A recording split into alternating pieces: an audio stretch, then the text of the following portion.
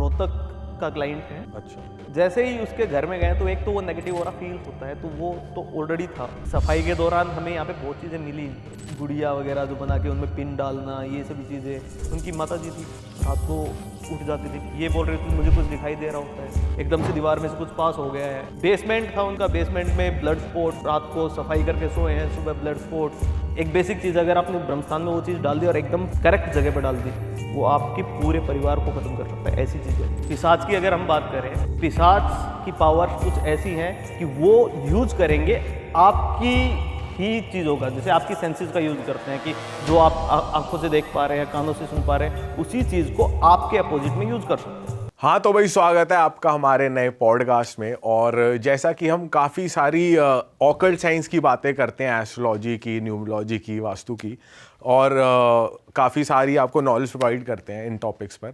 आज लेकिन हम डिटेल में वास्तु के ऊपर बात करेंगे, और जिसके लिए हमने बुलाया है दीपक यादव सर को। सर स्वागत है आपका। इनकी जो नॉलेज है वो काफ़ी ज़्यादा डीप है, और ये हमें ऐसे ऐसे पॉइंट्स इन्होंने हमें ऑफ कैमरा बताए जो कि हम भी सुन के शौक हुए और काफ़ी इंटरेस्टिंग थे।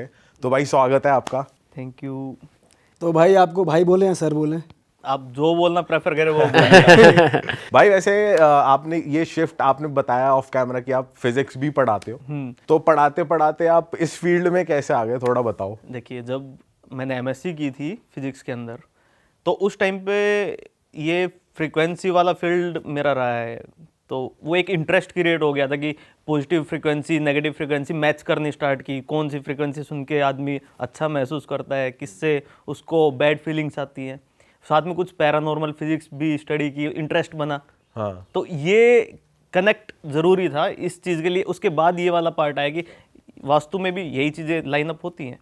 आपके और हमें कॉमन इंटरेस्ट है, पैरानॉर्मल चीज़ों में भी आपका इंटरेस्ट है, हमारी ऑडियंस का भी, हमारा भी है। तो कुछ बढ़िया, कुछ नेगेटिव एनर्जी वाला हुआ है आपके साथ कभी कि भाई भूत प्रेत से कुछ सामना पड़ गया हो, कुछ हुआ हो? सबसे पहली बात कि मैं फिजिक्स का स्टूडेंट हूँ, तो हम उस पार्ट से सोचें तो मैं ज़्यादा मानता नहीं कि भूत या पिशाच ये सभी चीज़ें होती हैं। लेकिन एक और पार्ट है कि हम भगवान को मानते हैं। इफ़ इन केस अगर हम भगवान को मानते हैं तो हमें दो चीज़ें आती है, देवता है तो असुर भी हैं। तो देव को पूज रहे हैं तो असुर भी हैं, वो भी हैं अवेलेबल। तो हमारा धर्म जब देवता को मानता है तो हमें भी दोनों चीज़ें माननी चाहिए। तो नेगेटिविटी की अगर आप बात करें तो फ्रीक्वेंसी के साथ मैंने ये चीज़ें लाइनअप की, तो वो कनेक्ट भी बन गया, अच्छा कनेक्ट बन गया। हम चीज़ें एक्सपीरियंस कर पा रहे हैं, वो चीज़ें अगर हम पढ़ भी पा रहे हैं तो बहुत ही अच्छा है। आप एक स्टार्टिंग में बता रहे थे हमें कि भूत और पिशाच में बहुत फ़र्क है। बिल्कुल। क्या फ़र्क है, हमें बताओ थोड़ा। हमें लगता है कि सारी ये मतलब एक ही चीज़ है, ज़्यादा डिफरेंस नहीं है। क्या फ़र्क है? देखिए, अपने हिंदू धर्म में जो बताया गया, तो जिन वगैरह का इसका कोई जिक्र अपने हिंदू धर्म में है नहीं। हाँ, जो चीज़ का जिक्र है वो है भूत का जिक्र है। भूत नॉर्मली पास्ट को भी बोलते हैं। और दूसरा जो पिशाच है, इनका जिक्र निकल के आता है। दो आपको चीज़ें बताऊंगा, कनेक्ट कर लेंगे आप। एक तो आपने हनुमान चालीसा तो पढ़ी है, सभी ने पढ़ी होगी। तो उसके अंदर एक लाइन आती है, भूत पिशाच निकट नहीं आवे, महावीर जब नाम सुनावे। तो भूत पिशाच वर्ड वहाँ पे यूज हुआ है। ऐसे ही सेम एक महाभारत का एक वाक्य है जिसमें घटोत्कच कर्ण से युद्ध करने के लिए आया था पांडवों की सपोर्ट में। तो उसकी जो सेना थी उसका जिक्र किया गया था, वो पिशाच सेना थी। तो दूसरा यहाँ से कनेक्ट आता है। तीसरा, अगर इसके इन डिटेल अगर आप जाएं तो कश्यप और क्रोधवश, इनके जो पुत्र हैं वो भी यही बताया गया कि वो सारे पिशाच हैं। दोनों के पुत्र? दोनों के पुत्र। अच्छा। तो ये कनेक्ट यहाँ से निकल के आता है कि पिशाच का और भूत का डिस्क्रिप्शन दिया गया है वहाँ पे। तो भूत और पिशाच ये दोनों, इनके बारे में भी अलग अलग सेपरेट किया गया है कि दोनों अलग चीज़ें हैं। पिशाच की अगर हम बात करें तो पिशाच की पावर्स कुछ ऐसी हैं कि वो यूज करेंगे आपकी ही चीज़ों का, जैसे आपकी सेंसेस का यूज़ करते हैं कि जो आप आंखों से देख पा रहे हैं, कानों से सुन पा रहे हैं, उसी चीज़ को आपके अपोजिट में यूज़ कर सकते हैं। मतलब आपके देखने में ही भ्रम पैदा कर सकते हैं, या सुनने में कुछ आ रहा है, कुछ तरीके हैं या तो कुछ कंडीशंस है, उसके बीच में वो हमारे ऊपर हावी हो सकते हैं। इफ़ इन केस हम मेंटली बहुत वीक या लो फील कर रहे हैं, वो स्टेज के ऊपर हावी हो सकते हैं। अगर आप स्टेबल हो माइंडली तो कभी ये चीज़ें आपके ऊपर हावी हो ही नहीं सकती, नेगेटिविटी हावी नहीं हो सकती। अच्छा, और भाई भूत पर्टिकुलरली क्या होते हैं फिर? भूत एक आपने ये देखा होगा कि इफ़ इन केस की कोई आदमी की डेथ होती है और वो डेथ के टाइम पे अगर उसकी कुछ इच्छाएं हैं तो वो इच्छा पूर्ति के लिए क्या होता है कि जब आप अपने हिंदू वाले कंसेप्ट में देखिए तो एक 13वीं का पार्ट होता है कि आदमी जब वो मरा है तो उसके 13 दिन तक हम एक क्रिया करते हैं, वो 13वीं क्रिया बोलते हैं। उस बीच में ये बोला जाता है कि वो मनुष्य है, उसकी आत्मा वहीं घूमती है, इसी सांसारिक मोह को छोड़ने के लिए उसको एक समय लगता है, वो 13 दिन का समय, और वो क्रियाएं उसको इस जगत से मुक्त करती है। तो उस समय पे अगर बात किया जाए तो वो आत्मा वहीं पे घूमती है, एक तो जिक्र वहीं निकल के आता है। भूत क्यों बोला गया? क्योंकि वो गुजर चुका है, तो जो गुजर चुका वो पास्ट है, वो उसको भूत बोलते हैं, भूतकाल भी बोलते हैं। ऐसे ही अगर किसी कारणों से, बाहरी कारणों से उसको अपनी लाइफ स्पेन पूरी करे बिना वो मर गया तो उसको अननेचुरल डेथ भी बोल सकते हैं। तो वो अगर उसकी हुई है और उसके माइंड में कुछ चीज़ें चल रही थी तो वो फिर इसी सांसारिक एरिया में फंस जाता है। उस पार्ट पे उसको बोला जाता है कि वो प्रेत योनि में आया है, वो परेशान कर रहा है, क्योंकि उसकी लाइफ स्पेन जब तक पूरी नहीं होगी तब तक वो इसी भूलोक में रहेगा। तो ऐसा होता तो उनको पर्टिकुलरली भूत कहते हैं। ऑल राइट भाई, आपके किसी केस से सिंस आप एक वास्तु एक्सपर्ट हो, आप जगह जगह जाकर नेगेटिविटी दूर करते हो लोगों के घरों से, वर्क स्पेसेस से, तो आपका कभी कुछ सामना हुआ हो तो कुछ रियल केस की बात करते हैं। देखिए, मैंने कभी लाइफ में कोई भूत प्रेत देखा नहीं है, और इसका एक रीज़न और भी होता है कि अपनी कुंडली होती है, उसमें कुछ गण डिसाइडेड होते हैं। तो 3 गण होते हैं, देवगण, मनुष्यगण, राक्षसगण।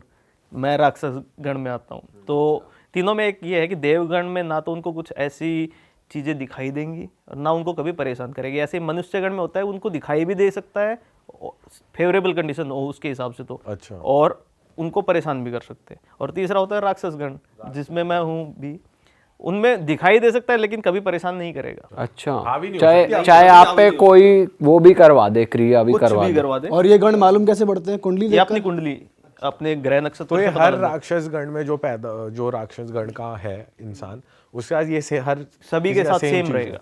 अच्छा। और अब हम बात करें नेगेटिव एक्सपीरियंसेस, तो नेगेटिव एक्सपीरियंसेस बहुत रहे हैं। अब मैं मेंटली स्टेबल हूँ, मुझे चीज़ें दिखाई नहीं देंगी है। अगर मैं मेंटली वीक फील कर रहा हूँ, फिर मैं नेगेटिव ओरा में जा रहा हूँ, नेगेटिव एरिया में जा रहा हूँ, तब मैं वो चीज़ें देख सकता हूँ। फिजिक्स में इसको डिफाइन अगर मैं करूँ तो मेरे माइंड से कुछ ऐसी फ्रीक्वेंसीज जनरेट होगी जो विजुअलाइज हो सकती है। इसका भी मैं एक पार्ट भी बताऊँगा कि एग्जैक्ट किस तरीके से आपको कुछ चीज़ें मैं भ्रमित करने के लिए दिखा भी सकता हूँ। तो वो एक पार्ट हम लास्ट में देखते हैं कि नेगेटिव वाली पार्ट में देखें तो कई घर रहे हैं जिस पे जाते के साथ, एंट्री के साथ ही हमें महसूस हो जाता है कि कुछ नेगेटिव एनर्जीज हैं यहाँ पे।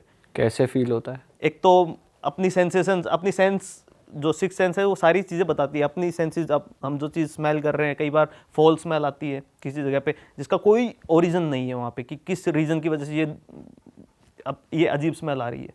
तो वो एक पॉइंट होता है। दूसरा, वहाँ के लोगों में अलग से बिहेवियर शो करना कि इंस्टेंटली चेंज हुआ है। ये नहीं बोल रहा कि एक आदमी गुस्सा उसको बचपन से रहा है, वो नहीं। एक आदमी बहुत शांत रहता था, एकदम से उसमें एकदम सडन बदलाव आया, तो ये उसका रीज़न हो सकता है। और अगर हम बात करें घर के अंदर, और भी कई चीज़ें हो सकती हैं। मैंने कुछ चीज़ें देखी हैं तो वो बताता हूँ कि एक बार हमारा एक क्लाइंट था, तो अच्छा क्लाइंट रहा है, काफ़ी काम हमने उसके काफ़ी वास्तु रेमेडीज़ किए हैं। तो कहाँ की बात है? दिल्ली की है? ये रोहतक का क्लाइंट है। अच्छा। तो उसकी बात है, उसने हम एक जगह पे वास्तु विजिट कर रहे थे, उसी टाइम पे उसका कॉल आया कि 2-3 बार कॉल आया। मैंने जैसे विजिट कंप्लीट हुई तो मैंने पूछा कि क्या हुआ, तो उन्होंने बोला कि मेरा एक फ्रेंड है, उस फ्रेंड से ही सीख के मैंने ये, उसका एक मोबाइल का बिजनेस है, मेजॉरिटी मोबाइल स्टोर्स हैं, उससे ही सीख के मैंने ये सभी चीज़ें, मैंने भी अपने स्टोर्स खोले हैं। तो वो लाइफ में मेरे से बहुत ऊपर रहा है और मेरा गुरु ही रहा है एक हिसाब से। अब उसको लाइफ में लास्ट 6 मंथ से एकदम सडन चेंज हुए हैं उसकी लाइफ में। तो आप एक बार आके उनका वास्तु चेक कीजिए। तो मैंने बोला कि ठीक है। हम नेक्स्ट डे गए वहाँ पे रोहतक।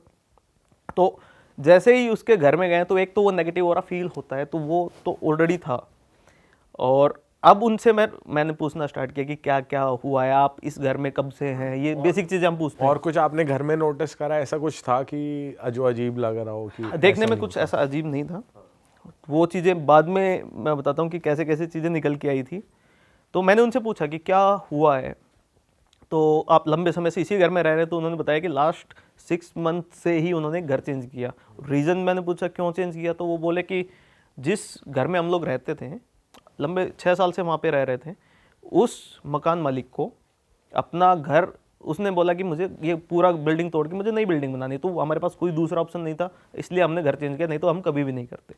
तो घर ढूंढते टाइम उनको कोई अच्छा डील नहीं मिल रहा था, लाइक रेंट भी बराबर प्रॉपर उनके हिसाब से हो और अच्छा स्पेस मिल जाए, तो उनको ये घर मिला जो कि उनके बताने के हिसाब से कि स्टार्टिंग में ये खाली पड़ा था, लंबे समय से यहाँ पे कोई किराएदार रहा नहीं है, तो उसमें वो जाके आए हैं, उन्होंने शिफ्ट किया। बोले कि सफाई के दौरान हमें यहाँ पे बहुत चीज़ें मिली जिनको बोल सकते हैं कि ब्लैक मैजिक का पार्ट हो सकता है, काला जादू करते हैं लोग। क्या मिला था उन्हें? ये गुड़िया वगैरह जो बना के उनमें पिन डालना, ये सभी चीज़ें, और ये चीज़ें उनको मिली थी सफाई के दौरान। उन्होंने नेगलेक्ट किया इस चीज़ को, ठीक है, करना भी चाहिए, मेंटली स्टेबल रहना चाहिए आदमी, नहीं तो मन में घर कर जाती है चीज़, और कहीं ना कहीं उनके घर मन में घर कर भी चुकी होंगी वो। तो फिर ये सभी बताया, तो उस नेगेटिव फीलिंग के साथ मैंने उनको बोला कि आपके घर में हम अभी रेमेडीज़ कुछ नहीं करेंगे, वास्तु दोष नहीं देखेंगे, हम क्या करते हैं सबसे पहले इस नेगेटिविटी को ख़त्म करने के लिए हम कुछ करते हैं। तो मैंने वहाँ पे अपना हमने एक ट्रिक हम जो यूज़ कर रहे होते हैं वो हमने किया, हमने वहाँ पे कुछ चीज़ें लगाई और उनको बोला कि आप इसके बाद 2-4 दिन सप्ताह में आपको जैसे ही पॉजिटिव फील होना स्टार्ट हो या कुछ चेंजेस आपको लगे तो हमें बताइएगा। तो विद इन 3 डेज़ उनका कॉल आया। तो कॉल आया तो हम लोग बोले कि क्या हुआ है, तो बोले कि आप आइए, हमें समझ में नहीं आ रहा है कि क्या हुआ है। तो हम विजिट पे गए वापस से। तो मैं क्लियर बता देता हूँ कि हमने वहाँ पे क्या किया था। हमने वहाँ पे एक पिरामिड सेट किया था जिसका एक पर्पस था कि वो नेगेटिव एनर्जीज को एब्जॉर्ब करेगा, एक ही पर्पस था। तो उस पर ब्लैक कलर की फंगस पूरे पे आ चुकी थी। उसकी फ़ोटोज़ दिखाऊंगा मैं बाद में, आप लोगों को अगर देखनी है तो मैं दिखाता हूँ। तो वो पार्ट से समझ में आता है कि वहाँ पे नेगेटिविटी कितनी हावी थी। फिर उस रीज़न से मैंने ये भी किया कि इसको और बेटर रिजोल्व करने के लिए मैंने कुछ चीज़ें और भी की, पर अब घर की विजिट करना मुझे लगा कि ज़रूरी है। तो विजिट के दौरान जो उनका ब्रह्म स्थान हम कैलकुलेट करते हैं, तो पूरे घर में टाइल्स वाइल्स सब एक जैसी थी और उस पार्ट पे थोड़ी चेंजेस थी। तो मैंने बोला कि इनको हटा सकते हैं ब्रह्म स्थान के ऊपर जो टाइल्स है। तो वो बोले कि मकान मालिक ने बोला है कि अपने हिसाब से काम करो, हमें पेंट वेंट भी खुद ही करवाई, ये सभी चीज़ें कर सकते, कोई बड़ी बात नहीं, लंबे समय के लिए रहना है, मकान मालिक को दिक्कत है नहीं। उनको जब उन्होंने निकाला तो ये जो ब्लैक मैजिक वाली चीज़ें जो उन्होंने स्टार्टिंग बताई थी वो तो कुछ भी नहीं थी, वहाँ पे जो चीज़ें निकल के आई वो बहुत ज़्यादा थी। क्या निकल गया? तो सबसे बड़ी बात होती है कि ये वाला पार्ट यहाँ पे ब्रह्मस्थान वाला ना ही बताएं तो लोग उसका मिसयूज़ बहुत करेंगे। ब्रह्मस्थान में कुछ ऐसी चीज़ें अगर आप डाल देंगे, सिर्फ एक बेसिक चीज़ अगर आपने ब्रह्मस्थान में वो चीज़ डाल दी और एकदम करेक्ट जगह पे डाल दी, इंच बाय इंच अगर आपने कैलकुलेट करके डाला है, वो आपके पूरे परिवार को ख़त्म कर सकता है। ऐसी चीज़ है। सिर्फ एक चीज़ यहाँ पे बताने पे क्या रहेगा कि लोग इसका मिसयूज़ भी बहुत करते हैं। तो वहाँ से कुछ चीज़ें थी वो निकाली और उस जगह को शुद्धिकरण किया हमने। उसके बाद फिर उनके लाइफ में सडन चेंजेस वापस से आ जाते हैं, क्योंकि नेगेटिविटी गई तो पॉजिटिव आदमी रहना स्टार्ट करेगा। अब यहाँ पे रिजॉल्व हुआ तो वो चीज़ें प्लस में उनके साथ बीच में मैंने पूछा था कि और क्या क्या हुए थे, तो बहुत चीज़ें और भी हुई थी कि उनकी माता जी थी, रात को उठ जाती थी, पहले बढ़िया नींद आ रही होती थी उनको, रात को उठ जाती थी, उनको ये बोल रही होती थी मुझे कुछ दिखाई दे रहा होता है, बार बार बोल रहे होते थे। क्या दिखाई दे रहा होता है उन्होंने बताया था उन्होंने किस तरीके से? कि कोई आदमी जाते दिखाई देता है, उनको कुछ उनको ऐसा लग रहा होता था कुछ रियलिस्टिक चीज़ जा रही है, एकदम से दीवार में से कुछ पास हो गया है, ये चीज़ें उनको। फिर बेसमेंट था उनका, बेसमेंट में ब्लड स्पॉट्स, रात को सफाई करके सोए हैं, सुबह ब्लड स्पॉट्स, उसका रीज़न और भी हो सकता है, लेकिन ये चीज़ें मैच करती हैं, क्योंकि अगर पूरा घर प्रॉपर बंद है उसमें ब्लड स्पॉट्स नहीं आ सकते। हाँ, बेसमेंट में कैसे आ गए? हाँ, तो ये इसके पीछे का रीज़न रहता है कि कुछ चीज़ें तो हैं हमारी लाइफ में जो ये सभी क्रिएट कर सकती हैं। तो कुछ शक्तियाँ अगर दैवीय शक्ति हैं तो बुरी शक्तियाँ भी होती हैं जो ये चीज़ कर सकती है। तो ये वाला एक्सपीरियंस मेरा थोड़ा अलग रहा है, क्योंकि इतना सडन चेंज मैंने, इतनी स्पीडी ग्रोथ कभी नहीं देखी है फंगस की। अच्छा, तो उनकी से माता जी पे ही हो माता रहा जी था पे या किसी और पे भी हो उनके रहा हस्बैंड वाइफ में बहुत अच्छा कोऑर्डिनेशन था। अब लड़ाइयाँ हो रही है बहुत ज़्यादा, मतलब क्या खाना है सिर्फ इतनी बात पूछने पे भी लड़ाइयाँ अगर स्टार्ट हो जाती है। तो ये चीज़ें सडन चेंज में सभी को नोटिस होती हैं, ये हो रही है। बच्चों का पढ़ाई में मन नहीं लग रहा, क्योंकि ऐसी जगह पे, नेगेटिव जगह पे आप भी रहेंगे, आप भी माइंड कंसंट्रेट नहीं कर सकते। तो ये बहुत चीज़ें रही हैं, इन डेप्थ आप जाएंगे तो बहुत चीज़ें रही हैं। तो वो लोग ये सोचेंगे कि ये हम भूतों को प्रमोट कर रहे हैं, तो वो सब चीज़ नहीं है। तो मतलब जैसे वो ओनर के टाइम पे ही हुआ था, वो बस मूव इन हुए तो उन पे रिजल्ट आने लगे। ओनर ने, अब ये वाली बात अगर ओनर से क्लियर की जाए कि उससे पहले कौन, या तो उन्होंने कुछ किया या कोई किराएदार रहा है, ये चीज़ भी हो सकती है कि कोई किराएदार रहा हो, उसने ये क्रियाएं की हो वहाँ पे और उससे ये चीज़ें रिजल्ट्स निकल के आए हो, ये भी हो सकता है। तो ये मकान मालिक से बात होने के बाद चीज़ें क्लियर हो सकती हैं, वो हमने किया नहीं। अच्छा रिजोल्व हो रहा है चीज़ें तो रिजोल्व की है हमने।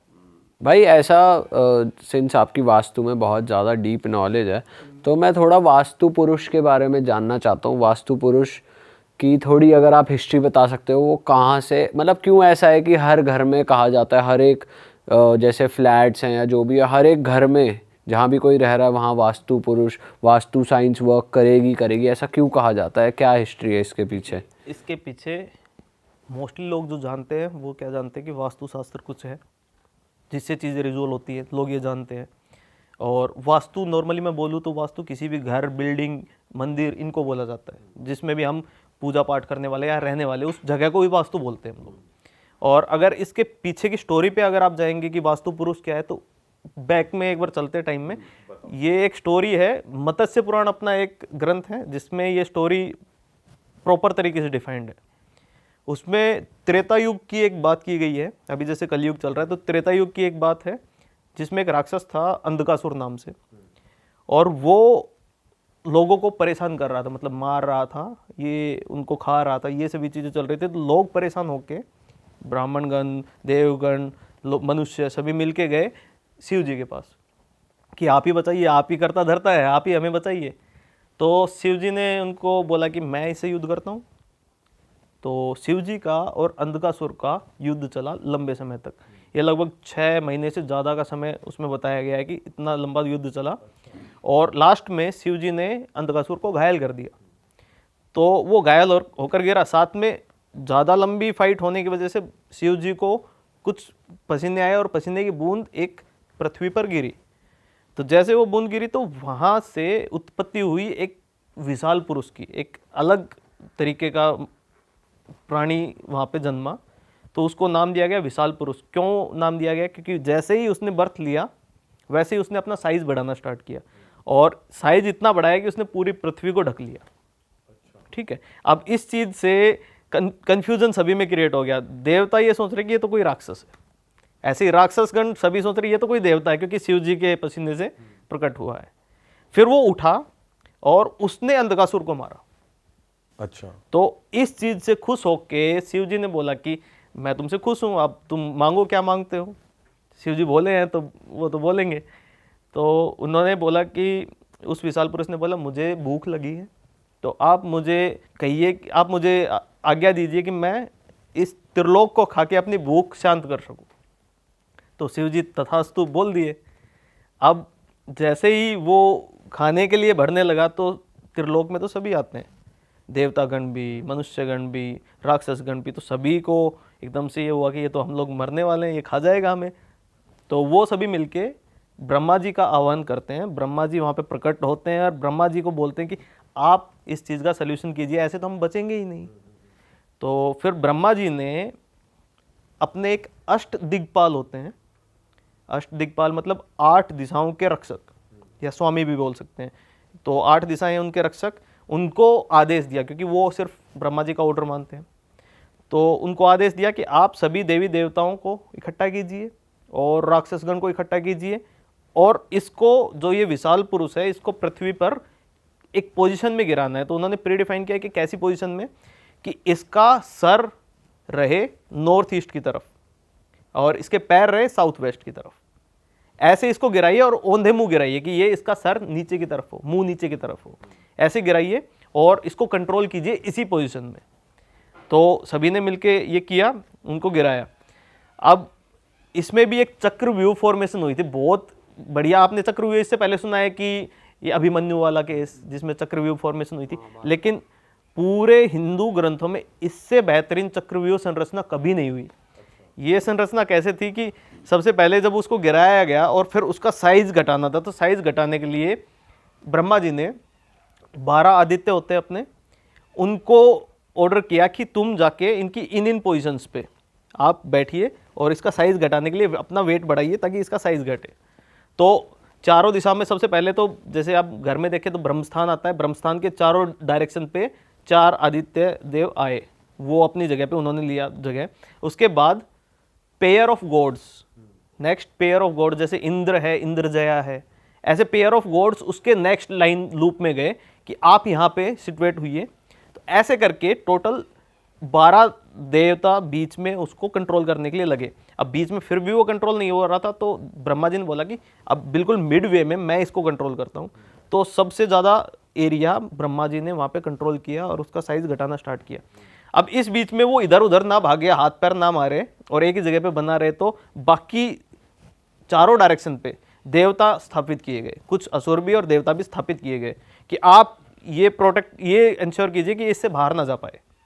तो उसमें जैसे हम बात करें ईस्ट डायरेक्शन में ऐसे देवताओं को प्लेस किया गया कि जो लाइक सूर्य देव पहले ईस्ट की तरफ आते हैं, 5वें पद पे आते हैं, उनको वो लाइन में जितने भी देवता थे वो सारे रोशनी के देवता हैं, ब्राइट या स्पार्कलिंग गॉड बोल सकते हैं। वो देवता कि अगर वो सारे अपने एनर्जी से स्पार्क करना स्टार्ट करें तो पूरी पृथ्वी को इतना रोशनी देंगे कि सभी कुछ देख ही ना पाए।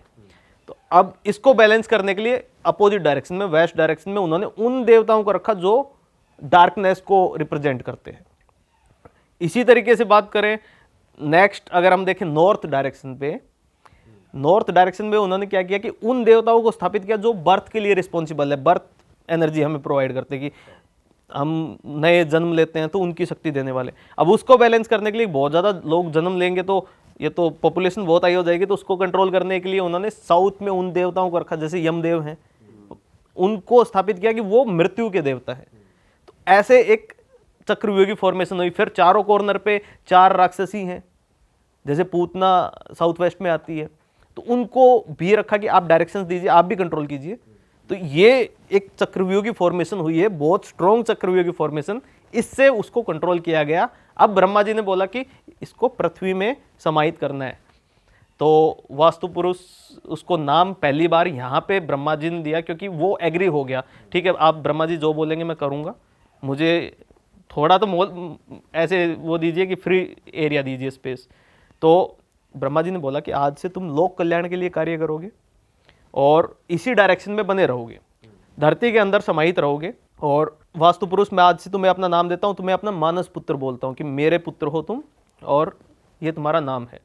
अब उसने ये भी बोला कि ब्रह्मा जी अब मैं ये आपकी सारी बातें मान रहा हूँ, लोक कल्याण में आप जो बोलेंगे मैं वो करूँगा, मुझे अपनी भूख शांत करने के लिए भी कुछ बताइए। तो यहाँ पे एक कंसेप्ट निकल के आया पूरा। इसमें ब्रह्मा जी ने उनको बताया कि आप पहले तो लोक कल्याण के लिए कार्य करेंगे, किन किन लोगों को आप कभी हानि नहीं पहुंचाएंगे वो बताया, और किन को हानि पहुंचा सकते हैं अपनी भूख शांत करने के लिए वो बताया। तो उसमें उन्होंने बताया कि जो व्यक्ति भी इस पूरे भूखंड पे, धरती पे कोई भी नया निर्माण करेगा, लाइक प्लॉट बनाएगा या फिर कोई भी बिल्डिंग बना रहा है, टेम्पल बना रहा है, तालाब बना रहा है, वो क्या करेंगे, कुछ चीज़ों का पालन करेंगे। तो पालन किस किस चीज़ों का करने के लिए बोला कि उन्होंने बोला कि भूमि शुद्धिकरण करेगा, सबसे पहले भूमि पूजन करेगा, वास्तु पूजन करेगा। अब जब ये कंस्ट्रक्शन बढ़ने लगेगी ऊपर तक, जैसे छत निर्माण हो गया या घर कंप्लीट हो गया, तो उस टाइम पे गृह प्रवेश पूजा करेगा, हवन करेगा, वास्तु बलि देगा, देव बलि देगा। अब ये बलि का मतलब यहाँ पे ये नहीं कि वो पशुओं को मार रहे हैं, हर एक देवता को एक मतलब प्रसाद के रूप में कुछ चीज़ें चढ़ाना, अर्पित करना। लाइक कुछ देवताओं को घी पसंद है, कुछ को चंदन पसंद है, तो ये सभी उनको प्रोवाइड करेंगे। और उसके अलावा तुम्हारा ख्याल रखेंगे, सेवा करेंगे तुम्हारी, हर देवताओं को परफेक्ट स्थान दे देंगे, उनको तुम कभी भी परेशान नहीं करोगे। और जो ऐसा नहीं करेगा उनको तुम शारीरिक, मानसिक, आर्थिक रूप से उनका जीवन नरक में बना सकते हो। ये तुम्हारी भूख शांत करने का तरीका है। अच्छा, तो ये कंसेप्ट, तो मतलब जो ये रिचुअल फॉलो नहीं कर रहा उसके साथ बुरा होगा। अपने हिंदू धर्म में हम जब भी कहीं भी जगह एंट्री करते हैं तो हम हवन करवाते हैं, तो हमारे जो पंडित जी होते हैं, शास्त्री जी होते हैं, वो ये रिचुअल्स करवाते हैं हमारी, ताकि हम देवताओं का आशीर्वाद पाए। ये पूरा कंसेप्ट था वास्तु पुरुष का। वास्तु पुरुष की उत्पत्ति यहाँ से हुई थी, यहाँ से हम सारी चीज़ें आज जो लोगों को पता है, जितनी बातें, ये उसका डीप स्टडी था कि कहाँ से ये बातें आई। अब इसके बाद भी और भी कुछ चीज़ें होती हैं, लाइक आप बात करें कुछ, ये तो कंसेप्ट था वास्तु पुरुष का। एक वास्तु पुरुष मंडल होता है, कि घर को कितने ग्रिड में डिवाइड करना चाहिए, मंदिर को कितने ग्रिड में डिवाइड करना चाहिए। लाइक 64 स्क्वायर, एक स्क्वायर को 64 स्क्वायर में आप इक्वली डिवाइड करेंगे तो वहाँ पे आप परफेक्ट लोकेशन है मंदिर बनाने की। बट भाई ऐसा भी हमने सुना है कि मंदिर तो घर में होना ही नहीं चाहिए। ये मंदिर, घर के मंदिर की तो बात कर ही नहीं रहे हम लोग। मंदिर के अंदर, घर के अंदर हमेशा देवताओं का निवास होना चाहिए, तो वो हम लोग अच्छा बोलते हैं। नहीं होना चाहिए ऐसा नहीं है, उसकी कुछ कंडीशंस है कि कितने साइज से ऊपर की मूर्ति नहीं होनी चाहिए, आपको किस फेस में उनका मुंह नहीं रखना है, या फिर मंदिर के ऊपर कोई पीक या चोटी नहीं बनानी है, ये सब चीज़ें होती है। बाकी घर के अंदर पूजा पाठ तो बहुत ज़रूरी चीज़ है। तो नेक्स्ट जो आता है वो है वास्तु पुरुष मंडल। जैसे मैंने बताया कि 8x8 की ग्रिड अगर बनाई, एक स्क्वायर को प्रॉपर 64 पीसीज में हमने बांट दिया, तो वो परफेक्ट लोकेशन है मंदिर बनाने की। इसका कंसेप्ट का यूज़ आर्किटेक्ट करते हैं अभी भी। अगर इससे बड़े ग्रिड में हम देखें, मंदिर का प्रांगण बनाना है तो 18x18 ग्रिड का यूज़ करते हैं हम लोग। और अगर घरों की बात करें तो परफेक्ट घर बनाने के लिए आपको एक स्क्वायर को बराबर बांटना पड़ेगा 9x9 ग्रिड में, तो टोटल 81 आपके स्क्वायर बन जाएंगे। तो उसमें अगर हम बात करें वास्तु पुरुष मंडल में, तो बिल्कुल मिड वे में जो 9 स्क्वायर आते हैं वो बनते हैं ब्रह्म स्थान भी बोलते हैं उसको। और एक कंसेप्ट और है ब्रह्म विथि। ये विथि वाला कंसेप्ट जो पता है सभी को, उससे थोड़ा सा मैं यूनिक चीज़ बताता हूँ कि विथि वाला कंसेप्ट कुछ अलग है। कि इससे पहले आपने देखा होगा ब्रह्म स्थान, फिर देव स्थान। अभी क्या है कि एक ग्रिड के अंदर, घर की ग्रिड के अंदर 81 स्क्वायर में सबसे बीच वाले स्क्वायर तो मैंने बोला कि किसके लिए होते हैं, ब्रह्मा जी के लिए, क्योंकि वही क्रिएटर हैं पूरी लाइफ के। एनर्जी वहीं से निकल के आती है जिससे हम जीते हैं। अब जब हम एक घर बनाना स्टार्ट करते हैं, मैंने नींव रखनी स्टार्ट की, वहाँ से स्टेप बाय स्टेप समझते जाइएगा। नींव रखनी स्टार्ट की, शिलान्यास विधि जैसे ही मैंने कंप्लीट की और हम जो नींव को लेवल तक ले आए, जब वो 1 फीट भी ऊपर आ गया ज़मीन से, तो वहाँ से पहली एनर्जी जनरेट होती है, वहाँ से ब्रह्म स्थान एक्टिव हो जाता है। ब्रह्मा जी वहाँ पे निवास उसी पॉइंट पे कर लेते हैं उसी समय से, और वो सभी डायरेक्शंस में अपनी एनर्जी भेजना स्टार्ट कर देते हैं। इसके बाद आप कंस्ट्रक्शन को थोड़ा और बढ़ाते हैं, तो कंस्ट्रक्शन जब आपने बढ़ाई तो वो लगभग आ गई कहाँ तक, आपकी 5 से 8 फीट के बीच में।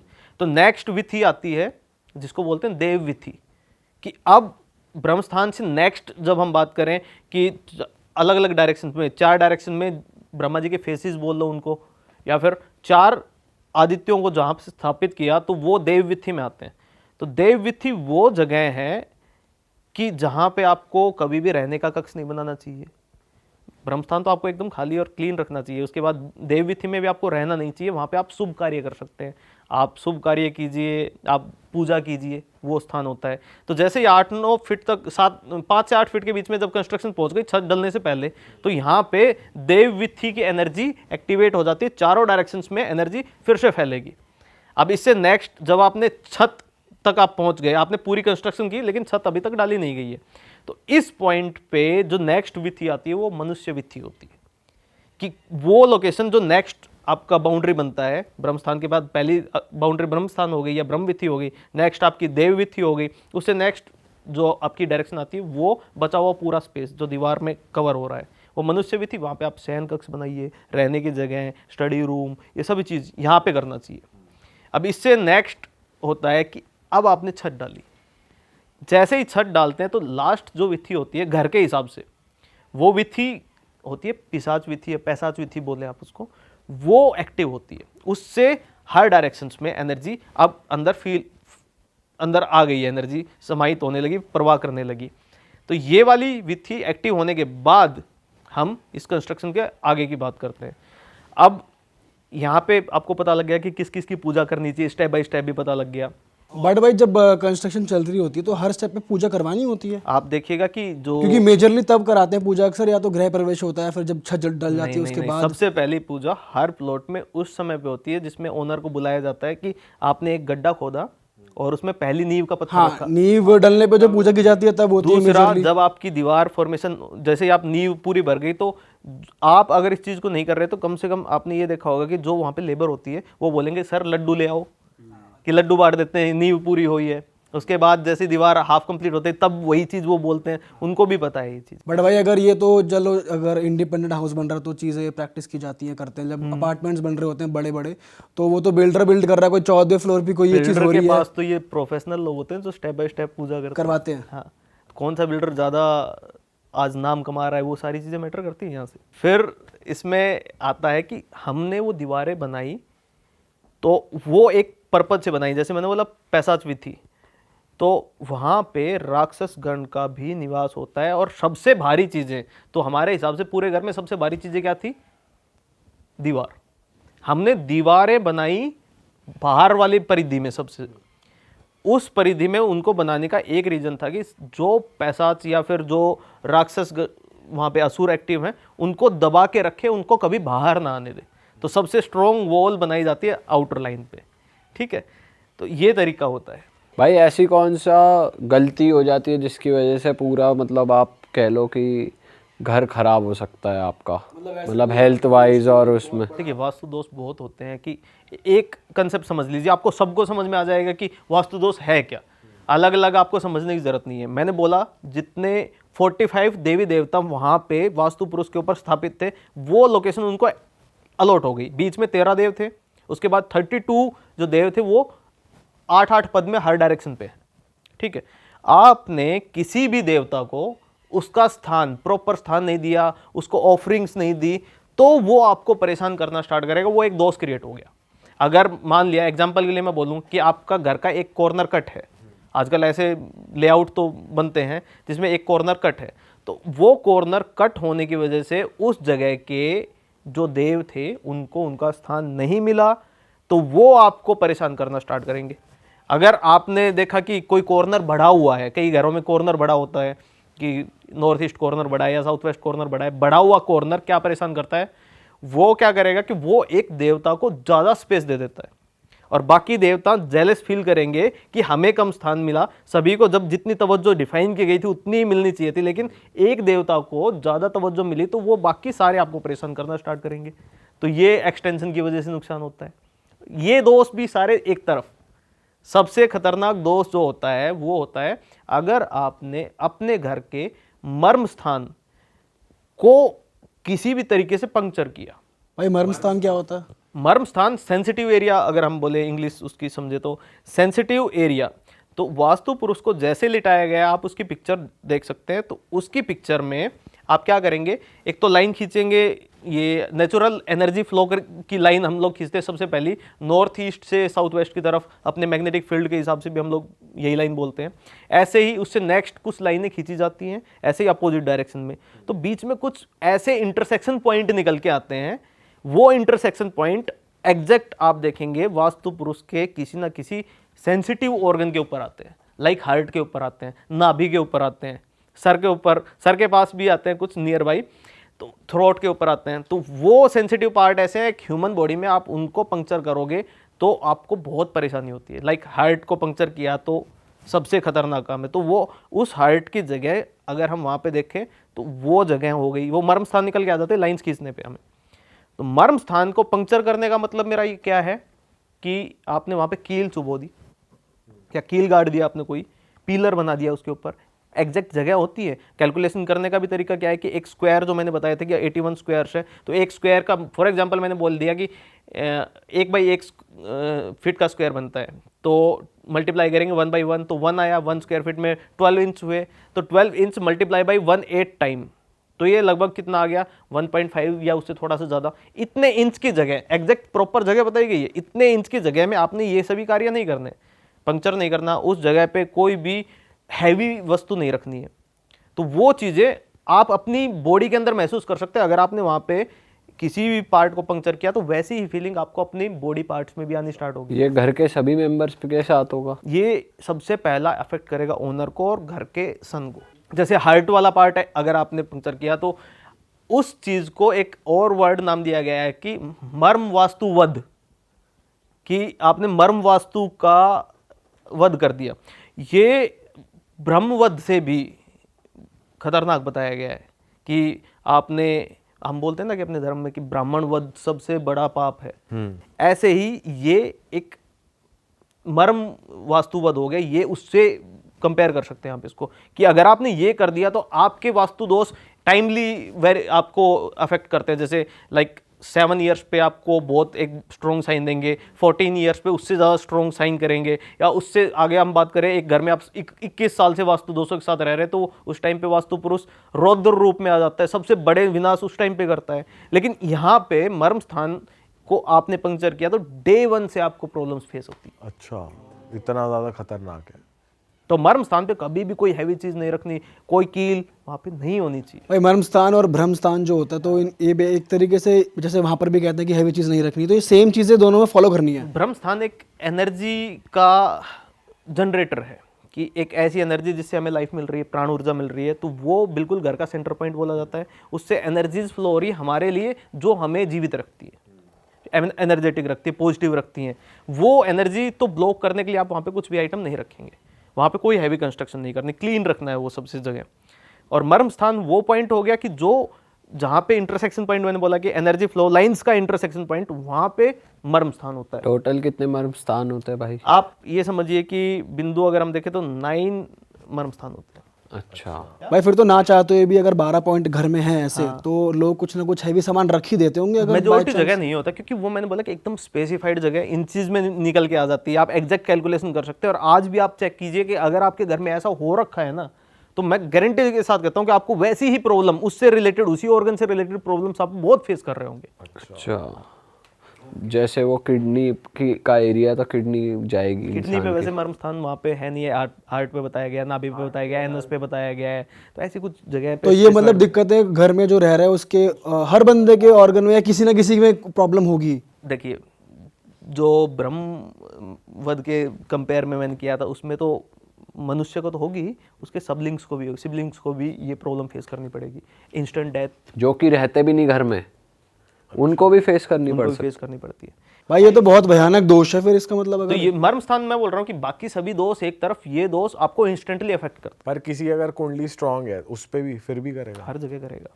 वो पूजा पाठ करने से चीज़ें डिले हो सकती हैं, लेकिन वर्क जरूर करेंगे। भाई आपने बहुत अच्छे से डिटेल में बताया, बड़ा सही लगा ये। अच्छा, मैं जानना चाहता हूँ और कोई नेगेटिव एनर्जी का आपके अराउंड कुछ केस आया हो और आपको लगा हो यार ये तो मुझ पे बहुत हावी हो गया, बहुत ही खतरनाक एनर्जी। या आप कहीं गए हो ऐसी जगह आपने कि पैरानॉर्मल फ्रीक्वेंसी? एक बार का एक केस स्टडी बताता हूँ। उस टाइम पे ये वास्तु से हम लोग ज़्यादा कनेक्टेड नहीं थे।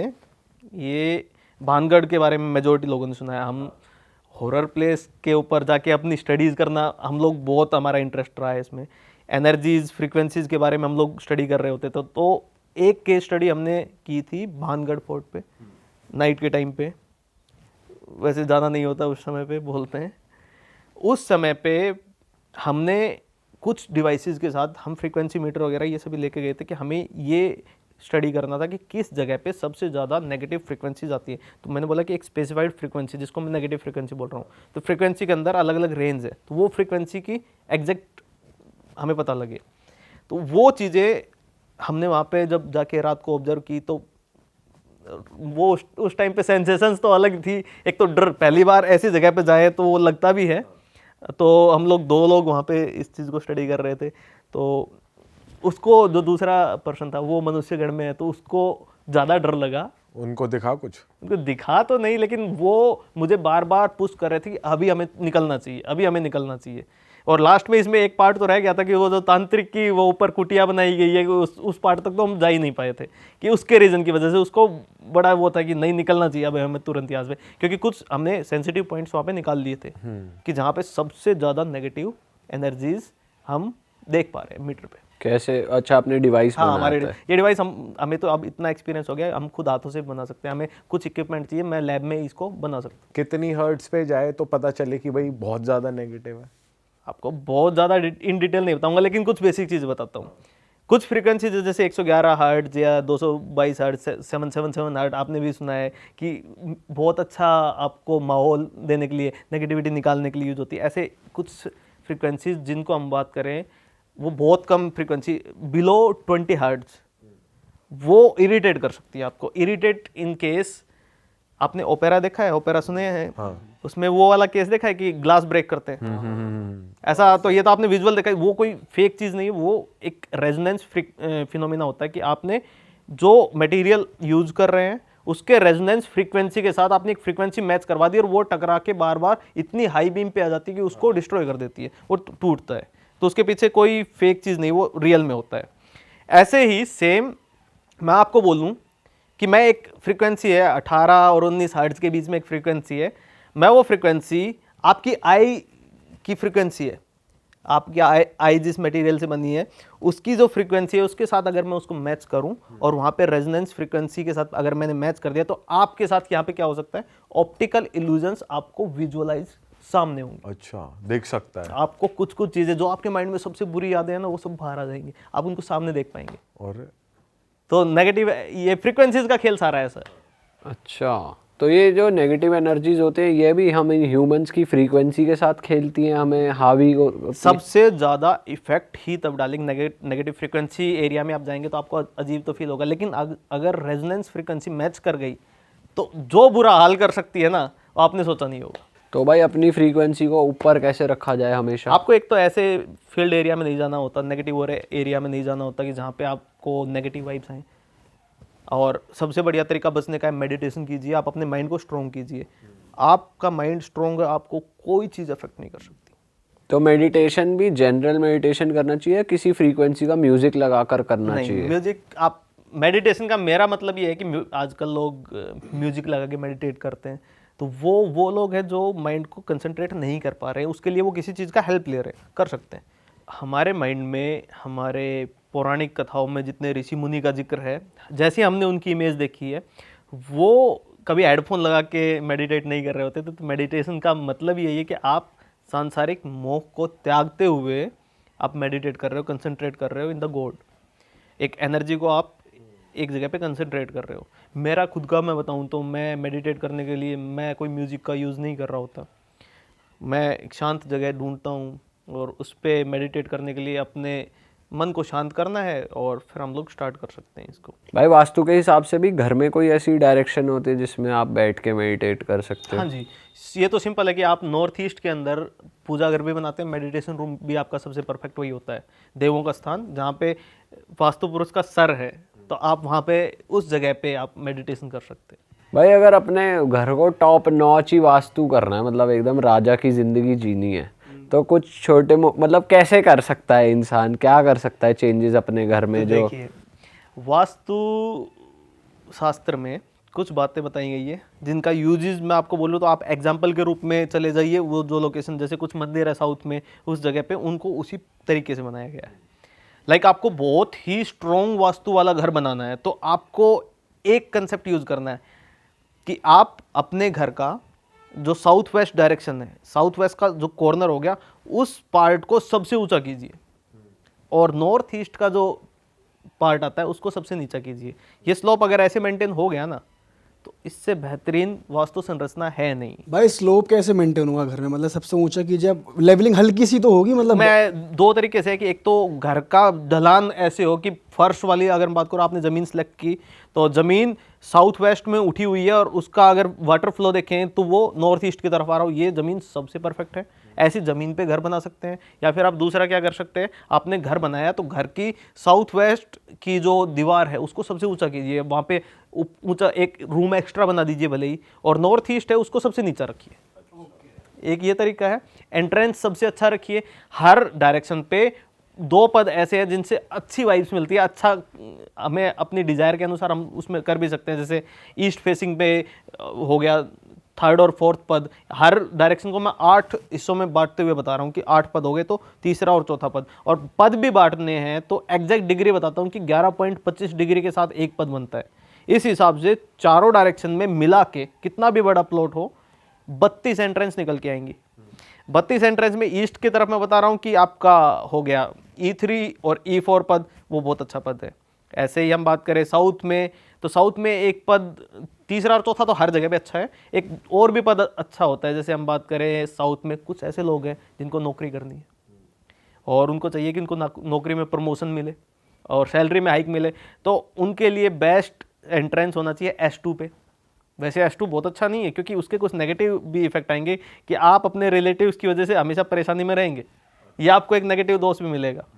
ऐसे ही इससे साइड में जैसे E1 वाला है तो E1 आप बनाएंगे तो उसमें अग्नि कोण भी बोलते हैं उसको, फायर एलिमेंट सबसे ज़्यादा एक्टिव रहता है, उस जगह पे एंट्रेंस नहीं बनाना चाहिए। आपको हमेशा आग से डर लगेगा, आप अंदर से हमेशा कंफ्यूज रहेंगे, आपको चोरी का डर बना रहेगा, चोरी भी होगी घर में, एक्सीडेंट्स भी होंगे वो पार्ट पे अगर आप घर बना एंट्रेंस बनाते हैं। एंट्रेंस का मतलब यहाँ पे ये है कि आपके घर में कितने भी दरवाजे हों, जो सबसे बड़ा दरवाजा है जिससे आप एंटर करते हैं वो एंट्रेंस है।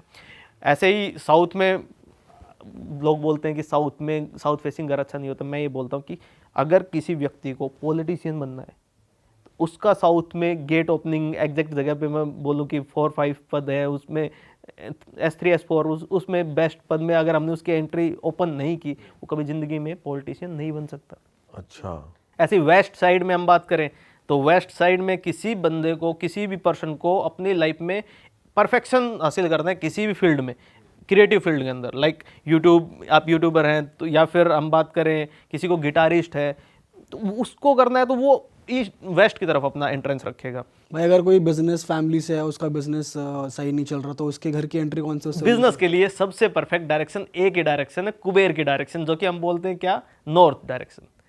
नॉर्थ डायरेक्शन में भल्लाट पद होता है एक, हाँ, उस पद में अगर आपने एंट्रेंस बनाया, आपको बिजनेस में जितनी प्रचुर मात्रा में, उसको बोलते प्रचुरता, जो देता है हमें कि जिस चीज़ को कभी ख़त्म ही नहीं किया जा सकता, इतनी अपॉर्चुनिटीज़ प्रोवाइड करेगा। एक अच्छा बिजनेस वहीं से चलेगा।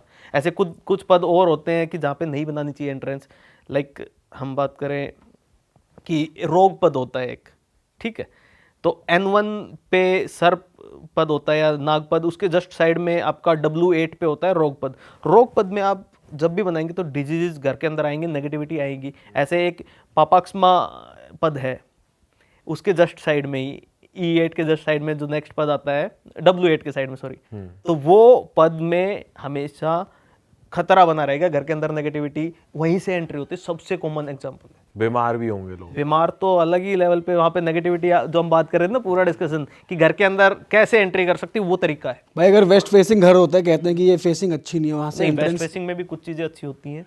आपको मैंने बताया कि आपको परफेक्शन हासिल करनी है तो आप वो करेंगे, आप अपना पर्पस चूज करेंगे घर में एंट्रेंस बनाने से पहले कि आपका मेन पर्पस लाइफ में गोल क्या है, कि आप करना क्या चाह रहे हैं, वो करेंगे। आपने चूज कर लिया, आपको एक फील्ड में, क्रिएटिव फील्ड में आपको परफेक्शन चाहिए तो आप बनाएंगे ना वेस्ट में। भाई ये जो आपने पद बताए हैं ये थोड़ा सा टेक्निकल है, आम जनता के लिए समझना थोड़ा मैं इसके मुश्किल है। लिए एक फोटो ऐड करवा दूंगा आपके पास, एक फोटो दे दूंगा जिसमें आपको पद E8 या जो भी टर्म मैं यूज कर रहा हूँ एग्जैक्टली आपको वहां पे दिख जाएंगे। तो ये एक तरीका है, इससे अच्छा एंट्री अच्छी होनी चाहिए, एंट्री अच्छी होनी चाहिए। उसके बाद अंदर की बातें आती है, जैसे कि आपका साउथ ईस्ट जो होता है, अग्निकोण बोलते हैं जिसको, उसके अंदर आपका किचन होना चाहिए। किचन वहाँ पे ही सबसे परफेक्ट है। उसके अलावा भी कुछ डायरेक्शन होती है जहाँ पे रख सकते हैं, लेकिन सबसे परफेक्ट एरिया वो हो गया। नॉर्थ ईस्ट में आपने अपना टेम्पल बनाया, मेडिटेशन रूम बनाया, ठीक है। उसके अलावा नॉर्थ वेस्ट में आप अपने बच्चों के रहने का रूम बनाइए। उसके अलावा साउथ वेस्ट सबसे इम्पोर्टेंट एरिया भी होता है कि घर का सबसे बड़ा या फिर घर का मुखिया उस रूम में अगर रहे तो वो सभी के साथ, पूरे फैमिली में बॉन्डिंग सबसे अच्छी बनी रहती है। अच्छा, आप कुछ ऐसा भी बता रहे थे, एक ऐसी डायरेक्शन जहाँ पे हस्बैंड वाइफ सो रहे हैं तो वहाँ पे सिर्फ वहाँ पे उनके बीच वो बॉन्ड नहीं बन पाता, फिजिकल बॉन्ड, या उनका इंटरेस्ट चला जाता है एक हम दूसरे जब से। भी बात करते हैं, हम मेंटल पीस की बात करते हैं या देवताओं की पूजा की बात करते हैं, तो हम कुछ विकृतियाँ छोड़ के चलते हैं कि ये चीज़ें देवताओं के सामने हम नहीं कर सकते। कुछ चीज़ें बेसिक, आप समझदार हैं, उस चीज़ को समझते हैं सही कि बात है। अगर नॉर्थ ईस्ट में कोई व्यक्ति या नया जोड़ा अपना रूम रखता है, बहुत परेशानियाँ होती हैं बच्चा पैदा होने में, ठीक है। बर्थ का कंट्रोल वहाँ से नहीं मिलता है। दूसरा, अगर आप बात करें उसको बेटर करने के लिए कौन सा एरिया है, तो घर में अगर आपके कोई बड़े लोग हैं तो आप साउथ वेस्ट में रूम नहीं ले सकते। ये भी कईयों को परेशानी आती है कि नया जोड़ा है लेकिन घर में पापा मम्मी भी रहते हैं, तो वो साउथ वेस्ट में, बड़े मुखिया तो वही हो गए, साउथ वेस्ट में वो रह रहे हैं, तो आप नॉर्थ वेस्ट में आ सकते हैं। अच्छा, कुछ लोगों में ऐसे भी होता है कि कई बार अग्निकोण में, मैंने बोला कि अग्निकोण में किचन होना चाहिए, लेकिन अग्निकोण में कई बार फायर एलिमेंट एक्टिव करने के लिए भी चीज़ें की जाती है। कई बार हस्बैंड वाइफ के बीच में रुचि कम है, तो उस केस में कुछ समय के लिए, कुछ टेम्परेरी टाइम के लिए हम बोलेंगे कि अग्निकोण में सोना स्टार्ट कीजिए। अच्छा, फायर एलिमेंट को एक्टिव कर देता है। एक चीज और आप कह रहे थे, जैसे कुछ घरों में होता है कि लड़के पैदा नहीं होते, सिर्फ लड़कियां पैदा देखो होती हैं, वैसे तो इस चीज़ के अंदर हमें जाना नहीं चाहिए, क्योंकि ये तो हमें इसलिए सेपरेट करेगा कि हम ये सोच रख रहे हैं कि लड़का लड़की, ऐसा ना होते हुए मैं नॉर्मल चीज़ बता देता हूँ कि किसी घर में अगर E2 पद, जैसे मैं पिक्चर में आप देख लीजिएगा, E2 पद के अंदर एग्जैक्ट डिग्री भी लिख दूंगा मैं उसमें, उस डिग्री के अंदर किसी ने एंट्रेंस बनाया तो उस घर के अंदर मेजोरिटी जो गर्ल्स या जो भी बच्चे पैदा होंगे गर्ल चाइल्ड होंगे मेजोरिटी। और इसी तरीके से आप नॉर्थ डायरेक्शन पे एक पद होता है आपका, उस N2 का जो पद, N3 का जो पद होता है, उसके अंदर आप देखेंगे तो आपको मेजोरिटी बॉयज होंगे।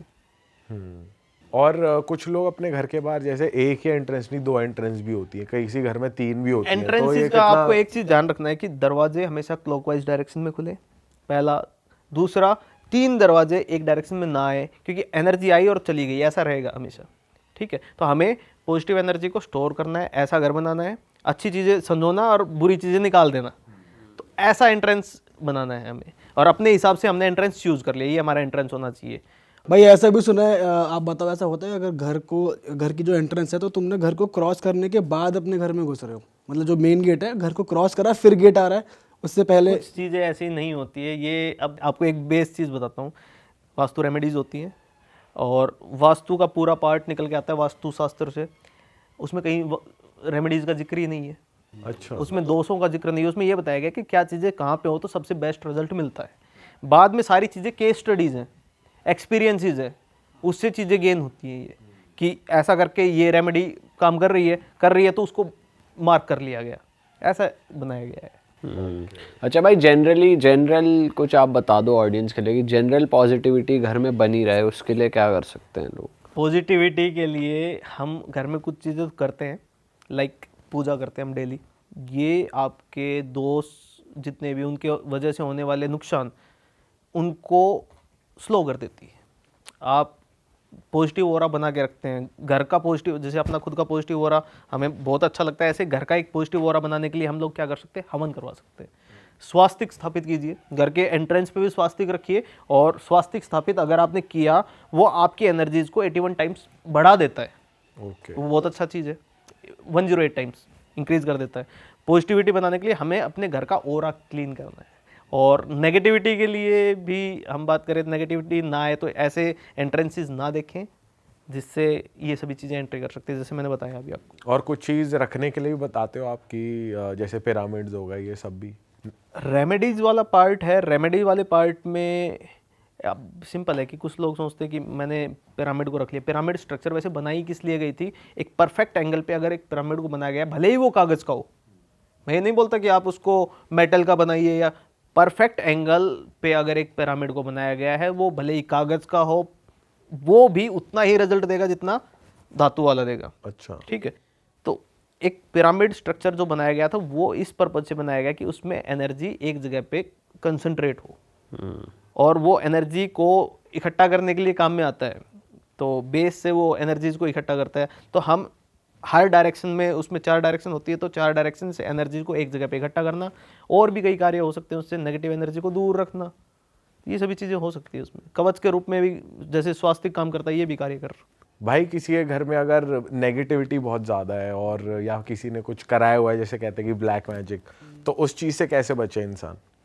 तो बचने के लिए तो मेंटली स्ट्रोंग होना पड़ेगा, मेडिटेशन करना पड़ेगा, और आपको अगर फील हो रहा है ऐसी चीज़ें घर में हैं, तो मैं एक, वैसे तो बहुत ज़्यादा उपाय करने होते हैं और हर चीज़ में परफेक्शन नहीं होता, धीरे धीरे करके आता है। तो आपके लिए एक बेसिक ट्रायल चीज़ बता देता हूँ, जितने ऑडियंस हैं उनको भी मैं एक चीज़ बता देता हूँ कि आज आप अपने घर में कुछ चीज़ें नेगेटिव फील कर रहे हैं, लाइक रात को अजीब अजीब सपने आना, रात को उठ जाना, या फिर आप कुछ अलग स्मेल, ये सब चीज़ जो मैंने आपको सिम्टम्स बताए, ऐसा कुछ फील कर रहे हैं और उसकी वजह से घर के अंदर कुछ चीज़ें बुरी हो रही है, तो एक उपाय बता देता हूँ मैं कि उस उपाय को आप करेंगे तो विद इन अ मिनट आपको एक रिजल्ट मिल जाएगा, पहली सेकंड के साथ।